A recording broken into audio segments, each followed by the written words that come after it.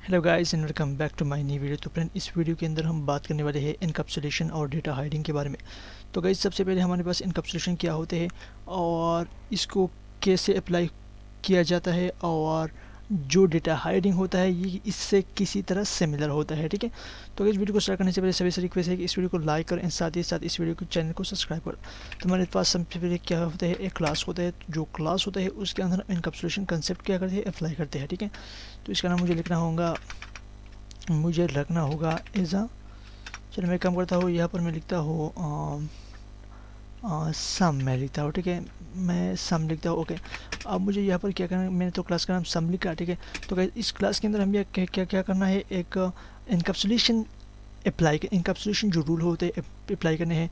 तो guys encapsulation जो हमारे पास होते हैं ये ऑब्जेक्ट ओरिएंटेड प्रोग्रामिंग की एक ऐसी कंसेप्ट है जो क्या करते हैं, डेटा और फंक्शन को क्या करते हैं, मैनिपुलेट करते हैं। मतलब, और जो हमारे पास सेव डेटा होते हैं मतलब आउटसाइड ऑफ किससे, आउटसाइड ऑफ मेन फंक्शन है उसको क्या करते हैं, आउटसाइड ऑफ मेन फंक्शन है उसको क्या करते हैं, उसको हाइड करते हैं। किससे, डेटा मतलब जो यूज़र होता है उससे हाइड करते हैं। तो इसके साथ हमारे पास क्या होता है, डेटा हाइडिंग कंसेप्ट दिया गया। तो गाइस डेटा हाइडिंग जो कंसेप्ट है और जो इनकैप्सुलेशन की कंसेप्ट है वो एक ही है, बट डेटा हाइडिंग का जो कंसेप्ट होते हैं वो सिंपली क्या करते हैं, वो डेटा को हाइड करते हैं। डेटा हाइडिंग कंसेप्ट, ठीक है, वो क्या करता है, सिंपली डेटा को हाइड करते हैं। तो मैं यहाँ पर क्या लिखता हूँ, यहाँ पर लिखता हूँ एक प्राइवेट इंटीजर एल लिखता हूँ, वेट लिखता हूँ और इसी तरह हाइट लिखता हूँ। ठीक है, एच से। तो गाइस अब मुझे यह क्या करना है, पब्लिक लिखना है और यह पब्लिक में हमें लिखना है एक सम। ठीक है, तो यहाँ पर मुझे सम लिखने के लिए यह मैं लिखता हूँ, चलो मैं एड लिखता हूँ। ठीक है, एड लिखने के लिए यहाँ पर मुझे 3 वेरिएबल डिक्लेयर करना होगा, जो इंटीजर एल, इंटीजर विड्थ जो मैं कैपिटल लिखना होगा, और इंटीजर हाइट। ठीक है, अब मैं क्या काम करता हूँ, इस वैल्यू को मतलब इसको ये वैल्यू क्या करता हूँ, असाइन करता हूँ। ठीक है, तो मैं एल को किसके असाइन करता हूँ, कैपिटल एल को, और डब्ल्यू को कैपिटल डब्ल्यू को, और एच को जो एच है हमारे पास इसको क्या करता हूँ, कैपिटल एच को असाइन करता हूँ। क्योंकि गाइस जब भी मेन फंक्शन में हम क्या करते हैं, इस फंक्शन को कॉल करते हैं, जो वैल्यू होते हैं वो किससे पास होते हैं, वो तो इस पैरामीटर से पास होते हैं ना। मतलब जब भी हम तो इसको, ठीक है मैं काम करता हूँ, उसको थोड़ी बाद में डिस्कस करूँगा। ठीक है, तो हमारे पास क्या होता है, ये हमारे पास डेटा हाइडिंग हुआ। ठीक है, हमने क्या किया, कुछ डेटा को प्राइवेट के थ्रू हाइड किया। तो गैस अगर आपको प्राइवेट के बारे में पता नहीं है तो इस पर मैंने एक वीडियो बनाई है, तो गैस प्लीज़ जाकर आप प्लेलिस्ट में इस वीडियो को सर्च करो और इसको वॉच करो। ठीक है, तो अब मैं यहाँ पर लिखने वाला हूँ किसको, इस वाइट, इसको मैं रिटर्न करता हूँ इस सारे एडिशन। ये पर मैं लिखता हूँ ऑन्स में लिखता हूँ, चल मैं एक ऑन्स इस फंक्शन का नाम लिखता हूँ, इस मेथड का जो नाम है मैं लिखता हूँ ऑन्स, और इसके अंदर मैं लिखता हूँ रिटर्न। रिटर्न क्या, हमारे पास रिटर्न करो किसको, L asterisks of W asterisks of height को। ठीक है, तो इसको मुझे क्या करो, रिटर्न करो। अब मुझे क्या करना होगा गाइस, हमें यहाँ पर मेन फंक्शन में आना होगा, और यहाँ पर जो सम है, जो हमने सम इज ए क्लास यूज़ किया था, मतलब जो क्लास का नाम था सम यूज़ किया था। अब मुझे यहाँ पर OBJ लिखना है।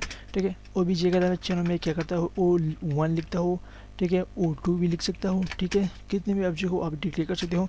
तो O1 के थ्रू मैं क्या करता हूँ, इस सिंपली इस फंक्शन को मैं एक्सेस करता हूँ, और इसके अंदर मैं कुछ वैल्यू असाइन करता हूँ। कुछ भी वैल्यू आप लिख सकते हो इस पैरामीटर के अंदर।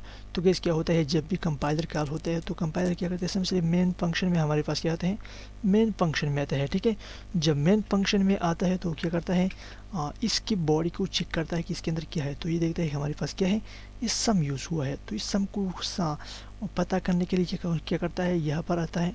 ठीक है, यहाँ पर आने के बाद इसके बॉडी में जाता है, तो इसकी बॉडी में ये सारे का सारी बॉडी लिखते हैं। ठीक है, इसके बाद वापस यहाँ पर आते हैं, और जो हमारे पास फंक्शन थ्रू ऑब्जेक्ट के थ्रू क्या है कॉल हुआ है, उसको ये पैरामीटर क्या करते हैं, पास करते हैं। कहाँ से, तो गाइस इस जगह से ये पैरामीटर क्या करते हैं, पास करते हैं। कहाँ पर, यहाँ पर। ठीक है, तो हमारे पास ये पैरामीटर इस क्वेश्चन होगा। ठीक है, मतलब ये जो पैरामीटर है हमारे पास जो क्या है, ये जो पैरामीटर है मतलब ये जो है ये इसको असाइन होगा हमारे पास। ठीक है, ये वाला जो 23 है वो एल के पास जाएगा, जो पावर है वो W के पास जाएगा और जो 6 है वो यहाँ पर आएगा। ठीक है, तो ये तीनों की तीनों क्या करेगा, ये यहाँ पर जो मतलब यहाँ पर जो वैल्यू है, कहाँ, यहाँ पर जो L हमारे पास है, इसके बाद W है, इसके बाद H है, तो ये वैल्यू क्या करेगा, इस L को इसान होगा और ये W इस W को इसान होगा और ये H जो है ये H को इसान होगा।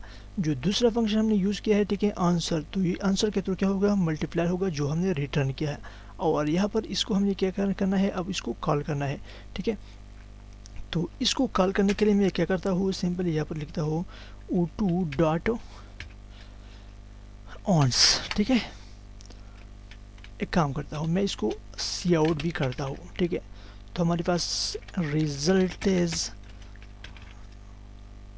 अब मैं इसको रन करता हूँ। ठीक है, आई होप ये कुछ एरर नहीं देगा। तो इसने रिजल्ट इज 0, तो इसने 0 क्यों दिया, अब हम यहाँ पर देखते हैं कि इसने 0 क्यों दिया यार।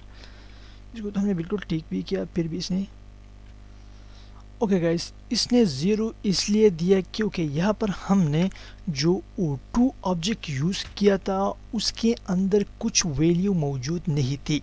मतलब जो वैल्यू यहाँ पर हमने क्या किया, O1 के थ्रू एक्सेस किया, तो लेकिन इसके जो वैल्यू है, इसकी वैल्यू क्या है, इसकी इस ऑब्जेक्ट के अंदर है ना, तो इससे क्या होगा, मल्टीप्लाई होगा।